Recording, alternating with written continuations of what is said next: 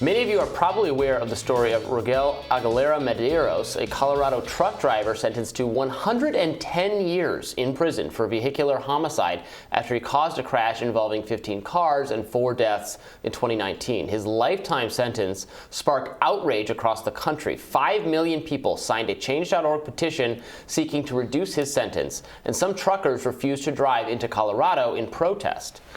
Now Aguilera Medeiros may have a second chance. The judge involved in his case said he would reconsider the sentence.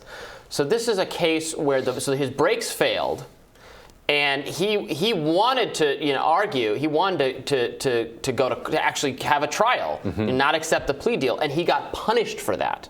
By the prosecutor said, yes, you actually want the chance to prove your innocence. Well, then we're going to throw the book at you. Because that's what the prosecutor wants. That's how our system works. Don't want to spend their time actually going to trial, so they threaten you with some obscene sentence so that you have to settle. You have to plead guilty. You don't actually go to trial. You don't get the opportunity to plead your innocence. Right. It becomes game theory rather than justice. Right. Like, okay, I think there's a chance that a jury would understand this. Right. And so I'm going to plead my case to the jury and put my life in their hands, at the mercy of the jury.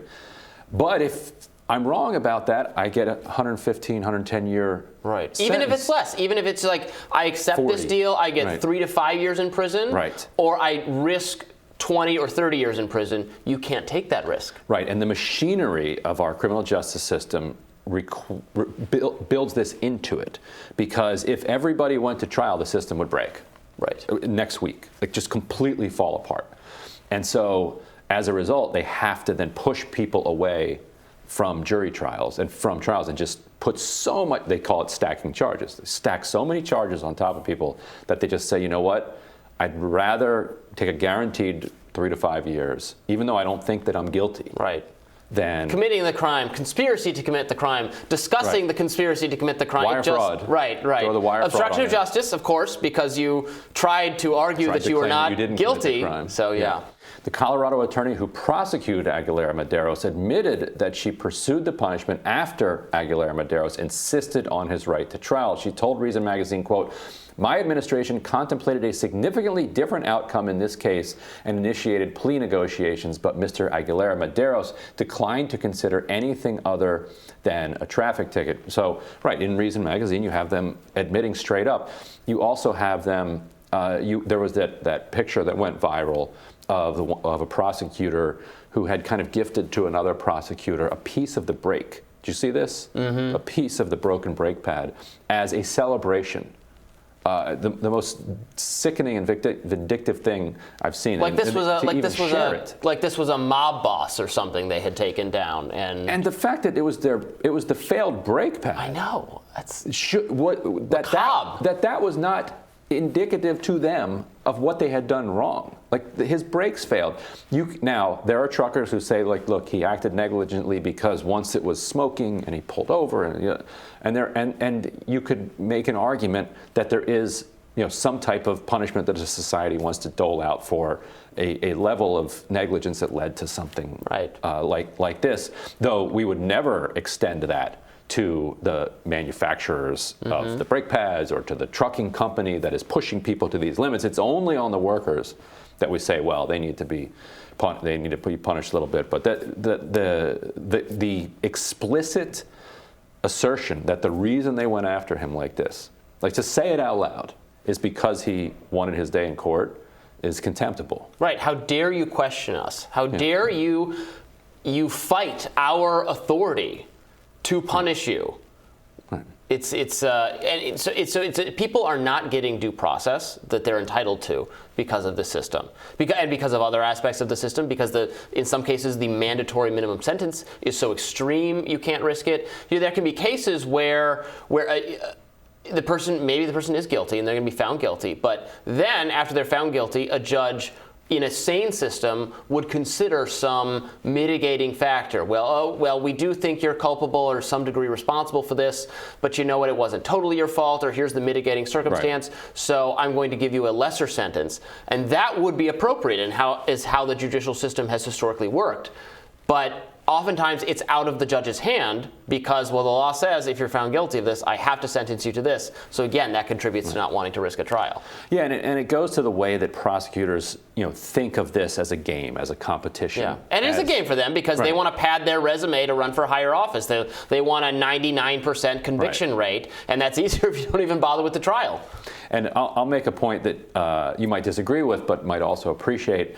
That is the case in the criminal justice system, but when we think of regulators, that's never allowed.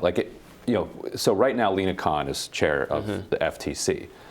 She's a prosecutor. That's a prosecutor's position. That is the government that is enforcing the law, criminal and civil, on companies that are breaking it.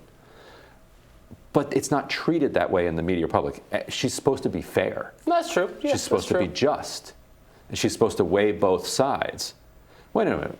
Well, then who's prosecuting the companies? If the prosecutor has to take both sides, and the corporations have these massive white shoe law firms that are defending them, then you have one person who's balanced and one person who's defending them, but nobody who's really kind of taking the people's side and being the prosecutor and saying, no, here are the crime. And the second somebody like Lina Khan tries to do that, or Rokan over at CFPB, they say, well, this is crazy. But that's just behaving how every other prosecutor behaves all across the country toward regular people. So if we're going to treat regular people that way, let's treat Nike that way too. It's a fair point. But we shouldn't treat regular people that way. They don't have the resources that Nike and Facebook, et cetera, have to fight these kinds of things. So they are the deck is so stacked against them in these kinds of proceedings against against the prosecutor role. But it would be nice if the prosecutor had a more regulatory approach to it, taking both sides. Yeah. Sharing, they're supposed to share information, right? They're not supposed to, they routinely withhold information. They routinely have information that is favorable to the defendant that they find ways not to share, not to communicate. Right, there are rules around it and they try to get right up against, how can we characterize this such that it's not a Brady rule violation here by withholding this? Right. It's so hard to hold them accountable when they screw up.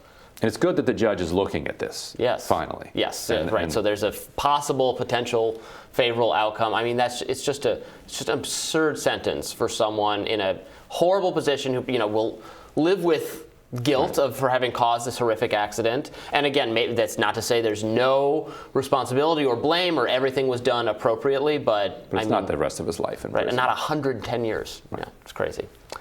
Tomorrow on Rising, journalist Matt Taibbi joins us to discuss his latest piece lamenting the Democrats' stance on education and how it may actually bring back former President Donald Trump. And Emily Jashinsky, along with Andrew Feldman, will join us for Team Rising. Don't forget to like, share, and subscribe so you never miss a video. We'll see you tomorrow. See you then.